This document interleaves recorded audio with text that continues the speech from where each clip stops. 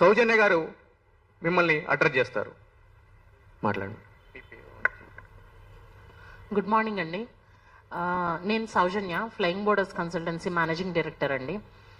నేను ఈ consultancy start చేసి 2.5 years అవుతుంది. సో నేను ఎన్ఆర్ఐ అంటే నేను చదివింది ఆర్ఎల్స్ లైక్ నేను అక్కడ వర్క్ చేసింది యూకేలో వర్క్ చేశానండి. అండ్ అక్కడే చదివాను. I completed my MBA from Cardiff Wales university. So అది చదివిన తర్వాత as a woman entrepreneur India వచ్చేద్దాము అని అనుకున్నప్పుడు, ఏదైనా స్టార్ట్ చేయాలి అనుకున్నప్పుడు కన్సల్టెన్సీయే చూస్ చేసుకోవడానికి రీజన్ ఏంటి అని అంటే, నేను అవుట్ ఆఫ్ కంట్రీ వెళ్ళాలి అని అనుకున్నప్పుడు, నేను ఒక కాలేజ్లో అడ్మిషన్ తీసుకోవాలి అన్నప్పుడు నాకు ఎందులో తీసుకోవాలి, ఎలా తీసుకోవాలి ఏమీ తెలీదు. సో కన్సల్టెన్సీనే అప్రోచ్ అయ్యాను. అప్రోచ్ అయినప్పుడు నా సబ్జెక్ట్కి ఇర్రెలెవెంట్గా ఏది ఈజీగా అడ్మిషన్ వస్తుందో అది ఇవ్వడం వల్ల నేను అక్కడికి వెళ్ళిన తర్వాత ఎగ్జామ్స్ కంప్లీట్ చేసి పాస్ అవ్వడానికి చాలా ఇబ్బంది పడ్డా.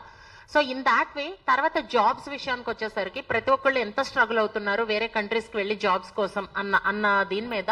సో మనకి అక్కడ నేను ఒక 4 countries డైరెక్ట్ టైప్స్ తీసుకున్నానండి రిక్రూట్మెంట్ ప్యానల్స్తో. ఆ టైప్స్ తీసుకోవడం వల్లే ఆ 4 countries మాత్రమే నేను ప్రాసెస్ చేస్తాను, వేరే కంట్రీస్కి చెయ్యను. ఎందుకంటే నాకు డైరెక్ట్ టైప్ లేనప్పుడు నేనేదో థర్డ్ పార్టీ ఏజెంట్తో వెళ్తే వాళ్ళు నేను ఫేస్ ఆఫ్ ఇండక్షన్ అవుతాను, ఐ మీన్ క్లయింట్కి వాళ్ళు సరిగ్గా చేయకపోతే నేను ఆన్సరబుల్ అవుతాను అన్న రీజన్తో నేను ఆ 4 countries మాత్రమే చేస్తాను. ఇలా స్టార్ట్ చేసిన కన్సల్టెన్సీలో నేను విజయవాడ మెయిన్ ఫస్ట్ స్టార్ట్ చేశానండి. తర్వాత వైజాగ్ అండ్ హైదరాబాద్ కూడా స్టార్ట్ చేశాను. ఇప్పటికీ మా కన్సల్టెన్సీ అంటే మేము స్టార్ట్ చేసి 2.5 years అవుతుంది ఇప్పటికి ఈ రోజుకి. ఈ 2.5 yearsలో 150 members సక్సెస్ఫుల్గా ప్లేస్ చేశాం. దాని రిలవెంట్ డాక్యుమెంట్స్ కానీ, ఎంతమంది వెళ్ళారు, వాళ్ళ వీడియో ఫుటేజెస్ అండ్ ఈ ఏదైతే వాళ్ళకి map camera GPS map camera ఉంటుందో దానిలోనే వాళ్ళు రికార్డ్ చేసి పెట్టిన వీడియోస్ కూడా మేము సబ్మిట్ చేశామండి. సో వెళ్ళిన వాళ్ళు దే ఆర్ వెరీ హ్యాపీ.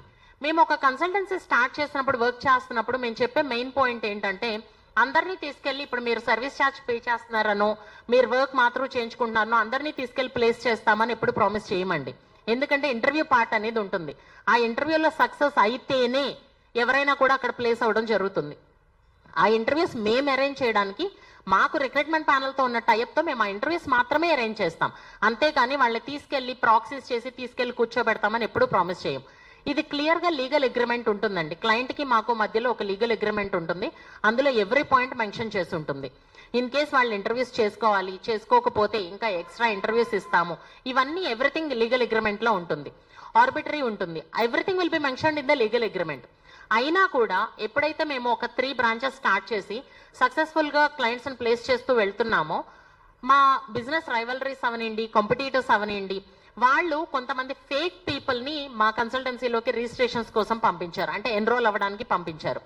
పంపించినప్పుడు ఏ టర్మ్స్ అండ్ నార్మ్స్ అయితే మేము చెప్తామో అవన్నీ వాళ్ళు యాక్సెప్ట్ చేసి ఓకే అని ప్రాసెస్ స్టార్ట్ చేసుకున్నారు. ఇది ఈ ఫేక్ పీపుల్ని ఐ మీన్ మా దాంట్లో పెట్టడంలో కాంపిటీటర్స్తో పాటు పొలిటికల్ ఇన్ఫ్లుయెన్స్ ఉంది, అలాగే డిపార్ట్మెంటల్ పోలీస్ వాళ్ళ ఇన్ఫ్లుయెన్స్ కూడా ఉందండి. ఇది ఎందుకు అంటున్నాను అంటే, మాకు రీసెంట్గా ఒక క్లయింట్ వచ్చారు. ఆవిడ పేరు కౌసల్య. గుజ్జారి యువసూరజ్ అనే వాళ్ళ మదర్. గుజ్జారి యువసూరజ్ అనే అతను క్లయింట్గా తీసుకొచ్చి మా బాబుకి మీరు ప్రాసెస్ చేయాలి అని అన్నారు. ఓకే అండి, ప్రాసెస్ ఇలా ఉంటుంది, ఇంటర్వ్యూస్ షెడ్యూల్ చేస్తాం, మీరు ఇంటర్వ్యూస్ క్రాక్ చేసుకోవాలి, అది ప్లేస్ అయితేనే అది క్రాక్ చేసుకుంటేనే ప్లేస్ అవుతారు అని చెప్పాం. ఓకే అని అగ్రిమెంట్ అంతా సైన్ చేశారు, ఓకే అన్నారు. బట్ ఆఫ్టర్ ఫస్ట్ ఇంటర్వ్యూ, ఒక్క ఇంటర్వ్యూ కంప్లీట్ అవ్వగానే మా అమౌంట్ మాకు రీఫండ్ ఇవ్వండి, లేదంటే కనుక మేము ఏదైతే మీరు కన్సల్టెన్సీ అని చెప్పి మల్టిపుల్ పీపుల్ మీ ఆఫీస్కి రోజు వస్తున్నారో వీళ్ళందరి ముందే కూర్చుని రోజు ఆఫీస్కి వచ్చి ఒక 10 మందిని తీసుకొచ్చి మీది ఫేక్ అది ఇది అని స్ప్రెడ్ చేస్తాము, మీరు ఏదైతే సెన్సిటివ్ పాయింట్లో ఉన్నారో, అంటే కన్సల్టెన్సీ అనగానే ఒక పర్సన్కి ఏదైతే భయం ఉంటుందో దాన్ని మేము ఇది చేస్తాము అని చెప్పి స్టార్ట్ చేసింది ఆవిడ. దాంతోపాటు ఆవిడ చెప్పిన ఇంకో పాయింట్ ఏంటంటే, నాకు వెనకమాల cyber crime ACP Bhanuprakash Reddy గారు సపోర్ట్ ఉంది, సో ఆయనే మమ్మల్ని ఇక్కడికి వెళ్ళమని చెప్పారు కాబట్టి నేను చేస్తున్నాను అని చెప్పారు. ఇది నేను ఓన్కే మాటలో చెప్పట్లేదండి, దీనికి సీసీ ఫుటేజ్ రికార్డింగ్, ఆవిడ నాతో మాట్లాడిన కాల్ రికార్డింగ్ ప్రతిదీ నేను ఆల్రెడీ కోర్టుకి సబ్మిట్ చేశాను. సో అందులో క్లియర్గా ఆవిడ నన్ను ఏం బెదిరిస్తుందంటే, మీరు నేను అడిగిన అమౌంట్ ఇవ్వకపోతే భానుప్రకాష్ రెడ్డి గారు చూసుకుంటానన్నారు, ఆయన సైబర్ క్రైమ్ ఏసీపీ, మీకు సైబర్ క్రైమ్ దాకా వెళ్తే ఎలా ఉంటుందో తెలుసు కదా అని బెదిరిస్తుంది నన్ను. అసలు సైబర్ క్రైమ్ అనే వర్డ్ నాకు తెలిసిన నాలెడ్జ్ ప్రకారం, నాకు అంత నాలెడ్జ్ లేదండి వీటిల్లో, బట్ నాకు తెలిసిన నాలెడ్జ్ ప్రకారం ఏదైనా ఇల్లీగల్ గా ఏదైనా జరిగితేనంటే సైబర్ క్రైమ్ కి రిలేటెడ్ అంటే మీడియా రిలేటెడ్ ఏదైనా ఇట్లాంటి అన్అఫీషియల్ బ్యాంక్ ట్రాన్సాక్షన్స్ రిలేటెడ్ ఇట్లాంటివి ఏమైనా జరిగితే సైబర్ క్రైమ్ అంటారు. బట్ ఎవ్రీథింగ్ లీగల్ గా ఆన్ డాక్యుమెంటేషన్ పెట్టుకొని ఒక ఆఫీస్ పెట్టి వర్క్ చేస్తున్న వాళ్ళని ఎలా సైబర్ క్రైమ్ అతను ఇన్సిస్ట్ చేస్తాడో నాకు అర్థం కాలేదండి. Then comes to the picture. Bhanuprakash Reddy అన్న ఆయన ఆ ఏసీపీ ఎవరైతే ఉన్నారో he started sending a person to my office saying like ఆవిడకి మీరు అమౌంట్ ఇవ్వండి అని చెప్పి.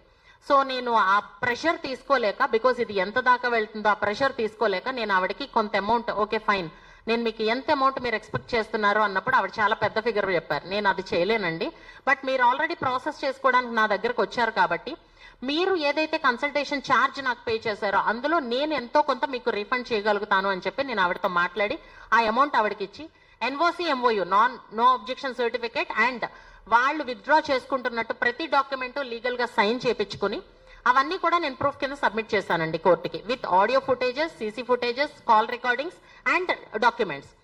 ఇవన్నీ సబ్మిట్ చేసిన తర్వాత ఆవిడ ఓకే అని చెప్పి వెళ్ళిపోయారు. వెళ్ళిపోయిన తర్వాత ఏసీపీ అన్న ఆయన he started harassing us. 25 lakhs నన్ను డిమాండ్ చేశారండి.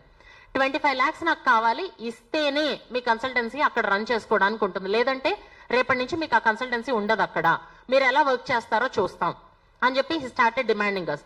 25 lakhs అనేది నాకు చాలా పెద్ద ఫిగర్ అండి. నేను ఒక 2 సంవత్సరాలు కష్టపడితే గానీ రాదు అది. సో అంత అమౌంట్ ని నేను అప్పటికప్పుడు తెచ్చి ఇవ్వాలంటే నాకు ఇంకో సోర్స్ లేదు. బట్ నేను ఇది రన్ చేయడం అనేది నేను ఒకటి స్టార్ట్ చేసినప్పుడు ఫినాన్షియల్ గా అవనండి లేకపోతే వర్క్ వైజ్ గా అవనండి, నేను ఒక కన్సల్టెన్సీ స్టార్ట్ చేశాను అంటే అది నాకు లైఫ్ తో పాటు నా ఫినాన్షియల్ రిక్వైర్మెంట్స్ ఫుల్ఫిల్ చేయడంతో పాటు చాలా మంది క్లయింట్స్ ఫ్యూచర్ దాని మీద డిపెండ్ అయి ఉందండి. ఎందుకంటే చాలా మంది స్టిల్ ప్రాసెసింగ్ లో ఉన్న వాళ్ళు ఉన్నారు, స్టిల్ ఆల్రెడీ వెళ్ళడానికి రెడీగా ఆఫర్ లెటర్స్ వచ్చిన వాళ్ళు వెళ్ళడానికి రెడీగా ఉన్న వాళ్ళు ఉన్నారు. వీళ్ళందరూ సఫర్ అవుతున్నారు వీళ్ళ ఇంపాక్ట్ వల్ల. ఎందుకు అనంటే మా ఆఫీస్ కి ఆల్ ఆఫ్ సడన్ ఫ్రైడే వచ్చి అన్అఫీషియల్ గా, యూనిఫామ్ లో కూడా కాదు, అన్అఫీషియల్ గా ఫ్రైడే ఒక 12 members వచ్చేసి బయట క్రైమ్ సీన్ అనేది ఒక ట్యాగ్ లాగా పెట్టేసి క్లయింట్స్ ఎవరిని లోపలికి రానివ్వకుండా ఇక్కడ మేము ఎంక్వైరీ చేస్తున్నాను, something is going wrong here అని క్లయింట్ కి ఓపెన్ స్టేట్మెంట్ ఇచ్చేసి వాళ్ళని భయపెట్టి వాళ్ళ కాంటాక్ట్ డీటెయిల్స్ అన్ని తీసుకుని మా ఆఫీస్ లోకి 12 members వచ్చి అసలు కనీసం మమ్మల్ని బయటకు వెళ్ళనీయకుండా, ఫోన్స్ మాట్లాడనివ్వకుండా, వితౌట్ ఎనీ ఇంటిమేషన్. కనీసం మేము అడిగాం దేనికి వచ్చారు, మాకు ఏమైనా ప్రూఫ్ చూపించండి అని. They didn't show any proof. మాకు ఒక్క పేపర్ డాక్యుమెంట్ కూడా ఇవ్వలేదు. ల్యాప్టాప్స్, మొబైల్స్ అన్ని తీసుకుని వెళ్ళిపోయారు. కనీసం తీసుకుని వెళ్ళిన తర్వాత కూడా ఎన్ని ల్యాప్టాప్స్, ఎన్ని మొబైల్స్, ఏం తీసుకెళ్లారు అనేది కూడా మాకే డేటా ఇవ్వలేదు. మమ్మల్ని ఫోన్ తీసుకొని ఇవ్వలేదు, ఒక ఫోటో తీసుకొని ఇవ్వలేదు, ఏమీ తీసుకోలేదు. బట్ లకీలీ సీసీ ఫుటేజ్ ఉందండి. ఈ ప్రతిదీ మొత్తం వాళ్ళు చేసిన ప్రతి దానికి సీసీ ఫుటేజ్ ఉంది. అది నేను ఎవిడెన్స్ గా ఆల్రెడీ మా లాయర్ గారికి అండ్ కోర్టుకు కూడా సబ్మిట్ చేశామండి. సో ఎలా వార్న్ చేస్తున్నారంటే మీరు ఇప్పుడు ఇక్కడ మిస్టేక్ జరుగుతుందని మీరే యాక్సెప్ట్ చేయాలి, యాక్సెప్ట్ చేయకపోతే మిమ్మల్ని రిమాండ్కి తీసుకెళ్తామని. We stayed very strong. మా స్టాఫ్ కూడా చాలా స్ట్రాంగ్ గానే నుంచున్నారు. మేము మిస్టేక్ చేయకుండా ఎందుకు ఒప్పుకుంటాం, మేమైతే యాక్సెప్ట్ చేయమో, సైన్ పెట్టమో అని. మమ్మల్ని చాలా హ్యారస్ చేశారు. దానికి ఫుటేజ్ కూడా ఉందండి, నేను ఓవరాల్ గా చెప్పట్లేదు ఇది. సో ఇదంతా చేసిన తర్వాత మేమైతే సైన్ పెట్టమనేసరికి మా లాయర్ గారు వస్తారు ఇంకొక 10 minutes లో అన్నప్పుడు దే లెఫ్ట్ ఫ్రమ్ దేర్, వెళ్ళిపోయారు. మార్నింగ్ 10 కి స్టార్ట్ అయింది, నైట్ అరౌండ్ 8:30 వరకు ఆఫీస్ లోనే ఉండి క్లయింట్స్ వచ్చే వాళ్ళని వెళ్లే వాళ్ళని కాంటాక్ట్స్ అన్ని తీసుకుని ఆ తర్వాత ఏం చేయడం స్టార్ట్ చేశారంటే క్లయింట్స్ అందరికి కాల్ చేసి ఇక్కడ ఏదో ఫ్రాడ్ జరుగుతుంది, మీరు అందరూ వచ్చి కంప్లైంట్ ఇవ్వండి అని వాళ్ళని ఇన్సిస్ట్ చేయడం స్టార్ట్ చేశారు. వాళ్ళు మాకు మెసేజెస్, కాల్స్ చేస్తూ ఉన్నారు. మొబైల్స్ అన్ని తీసుకెళ్లిపోయారు. కానీ విజయవాడ మొబైల్స్ అండ్ ల్యాప్టాప్స్ తీసుకెళ్లారు. హైదరాబాద్ బ్రాంచ్ లో ఉన్నాయి కాబట్టి they start calling to Hyderabad branch. So అన్ని తీసుకెళ్లిపోవడంతో అసలు మేము ఇన్ఫర్మేషన్ ఇవ్వడానికి కానీ వాళ్ళకి చెప్పడానికి కానీ లేకుండా పోయింది. క్లయింట్స్ నుంచి ప్రెషర్ పెరుగుతోంది, వాళ్ళకి భయం పెరుగుతోంది. సో ఇవన్నీ సార్ట్ అవుట్ చేయడానికి మాకు చాలా కాంప్లికేటెడ్ అయ్యేలాగా మమ్మల్ని అన్ని సైడ్స్ నుంచి లాక్ చేయాలి అనే ఒపీనియన్ తో చేసినదండి. ఒకటే చెప్తున్నానండి, ఇప్పుడు ఒక ఉమెన్ గా ఏదైనా స్టార్ట్ చేయాలి అనుకుంటే ఎవరు సపోర్ట్ చేయకపోయినా పర్లేదు, కానీ ఇల్లీగల్ గా దానికి మీరు అంటే నాకు ఇంత మనీ ఇవ్వాల్సిందే అని రౌడీయిజమో, మీరు యూనిఫామ్ వేసుకున్నారు అంటే ఆ రెస్పెక్ట్ మాకు ఉంటుంది. కానీ దాన్ని కూడా పక్కన పెట్టి మనీ కోసం రౌడీయిజం లాగా, రౌడీస్ లాగా బిహేవ్ చేస్తాము అంటే ఎంతవరకు టాలరేట్ చేయగలమండి? కోర్టు నుంచి మాకు ఆల్రెడీ ఆర్డర్ ఉంది, లైక్ హైకోర్టు నుంచి అండ్ సికింద్రాబాద్ కోర్టు నుంచి ఆల్రెడీ ఇవన్నీ ప్రొడ్యూస్ చేసి ఆర్డర్ తీసుకున్నాం. అయినా కూడా మా దాకా ఇంకా కోర్టు కాపీ రాలేదు. ఇలాగే మేము మీ స్టాఫ్ ని ఇబ్బంది పెడతామని స్టాఫ్ ని రోజు మార్నింగ్ 10 కి పిలిపించి నైట్ 10:30, 11 వరకు అక్కడే ఉంచి వాళ్ళని హెరాస్ చేయడం, కొట్టడం ఇవన్నీ చేస్తున్నారు వితౌట్ ఎనీ ఆర్డర్, ఎలాంటి ఆర్డర్ లేకుండా. అండ్ నన్ను బెదిరిస్తున్నారు, మీరు వచ్చే వరకు, మీరు వచ్చి మీరు యాక్సెప్ట్ చేసే వరకు మీ స్టాఫ్ని ఇలాగే చేస్తామని. అదేంటండి, కోర్ట్ ఆర్డర్ ఉంది, మా దగ్గర అన్ని ప్రూఫ్స్ ఉన్నాయంటే అదంతా మాకు అనవసరం, లేదు అంటే అమౌంట్ సెటిల్ చేసుకోండి. దేనికి అమౌంట్ సెటిల్ చేయాలో నాకు అర్థం కాలేదండి. ఇఫ్ ఎట్ ఆల్ క్లయింట్ ఏదైనా నిజంగా ఇబ్బంది పడుతున్నారంటే మీరు ఫేక్ గా ఒక 10 మందిని తీసుకొచ్చి నుంచి, వాళ్ళు ఎవరో మా క్లయింట్స్ కాదండి. ఎందుకంటే మా క్లయింట్ ప్రతిదీ, మాకు ఆడియో ఫుటేజ్ ఉంటుంది, వాళ్ళ డీటెయిల్స్ ఉంటాయి, అన్నీ ఉంటాయి. సో మా క్లయింట్స్ కాని వాళ్ళని తీసుకొచ్చి మీరు ఏదైతే చేస్తున్నారో దానికి ఎంతవరకు మేము తలంచాలో తెలియట్లేదు. సో అక్కడ నేను ఏపీ నుంచి వచ్చినా కూడా అక్కడ సెక్యూరిటీ వైజ్ గా నేను చాలా సెక్యూరిటీ లేదు, నాకు థ్రెట్ ఉంది అని ఆ ఫీలింగ్ ఉంది కాబట్టి ఇక్కడ దాకా వచ్చి, సో మీడియా ముందే నేను చెప్పాలనుకున్నాను నా పెయిన్ ఏదైతే ఉందో. దయచేసి నన్ను ఇంకో సాయికృష్ణన్ అయితే చేయకండి. బికాస్ నేను ఎంతవరకు ఎఫర్ట్ పెట్టి చేయగలుగుతానో అంతవరకు నేను క్లయింట్ కి నా మాక్సిమం ఎఫర్ట్ పెట్టి ప్రాసెస్ చేయడానికే చూస్తాను. కానీ వాళ్ళు ఇల్లీగల్ గా ఏదైతే చేస్తున్నారో దానికి తలోంచి మీరు ఇంత అమౌంట్ ఇవ్వాలి అని అంటే, నేనే కాదు, ఎవరు జెన్యున్ గా వర్క్ చేసే వాళ్ళు ఎవరు రన్ చేయలేరండి, ఏది రన్ చేయలేరు. ఇవాళ మనీ ఇస్తాను, రేపు ఇంకొక 10 మెంబర్స్ వస్తారు, వాళ్ళందరూ మనీ కావాలంటారు. సో ఎంతవరకు మేము దీన్ని రన్ చేయగలము? అలా చేస్తూ పోతే మా మిస్టేక్ లేకుండా ఎంతవరకు తలదించాలో నాకు అర్థం కాలేదు. సో అందుకే ఈ ప్రెస్ మీట్. బికాస్ నేను ఎప్పుడు ఇలాగ ఓపెన్ ఫోరం కి వచ్చి, this is the first time నేను నిజంగానే I was in a panic mode, like ఇంతమందిని ఒకేసారి చూడడం.